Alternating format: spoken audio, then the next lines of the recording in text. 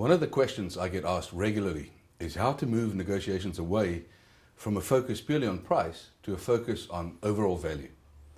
Let's look at some of the research that supports this topic.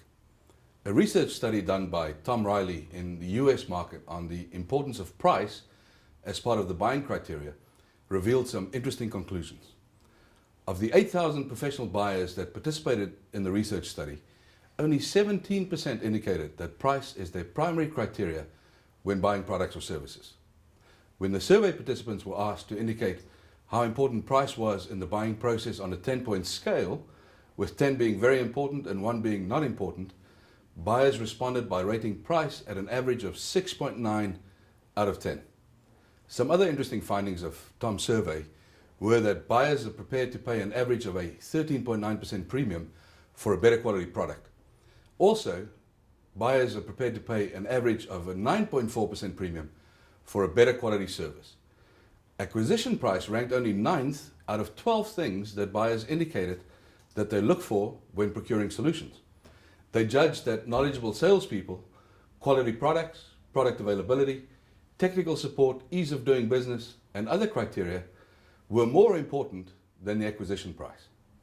The fascinating thing when looking at the results of this research study is that price plays far less of a role in the mind of the professional buyer than what's generally expected.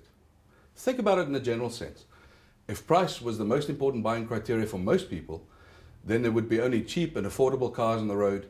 We would all live in basic housing accommodation. We would all go camping on every vacation. We would all only buy no-name brand products when we go grocery shopping, and so forth. There's clearly a lot of evidence that supports the fact that buyers do not primarily reach decisions about buying on price alone. Given this information, how do we then move our negotiations away from a focus on price to one that is based on value instead? How do you gain leverage in your negotiations? Well, the first thing you have to do is to understand how your product, service, or solution compares with the competitive offerings available in the marketplace. The plain truth is that if you're not offering anything that's unique from your competitors, then you will most likely end up in a purely price-based negotiation. What you have to do is either discover or invent unique differentiators associated with your products, services, or solutions. The best way to do this is to first understand what it is that your negotiation counterparts value in the context of your product, service, or solution. The mistake most often made by negotiators in this regard is that they will create elements of differentiation as seen from their own perspective rather than from the counterpart's perspective. The best way to identify unique areas of differentiation is to, in the first instance, ask your counterparts what elements of your offer and your competitors' offers they value most and what could be added that they would value. You see, it's not useful to position what you believe is of value to your counterparts without having explored their interest and decision-making criteria in the first instance. You may believe that you're in a situation where it's extremely difficult for you to differentiate your product, service, or solution from your competitors. If this is you, consider this example.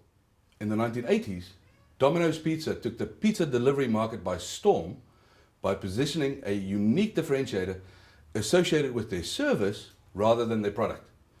You may be wondering how you can associate some unique differentiators with something like pizza.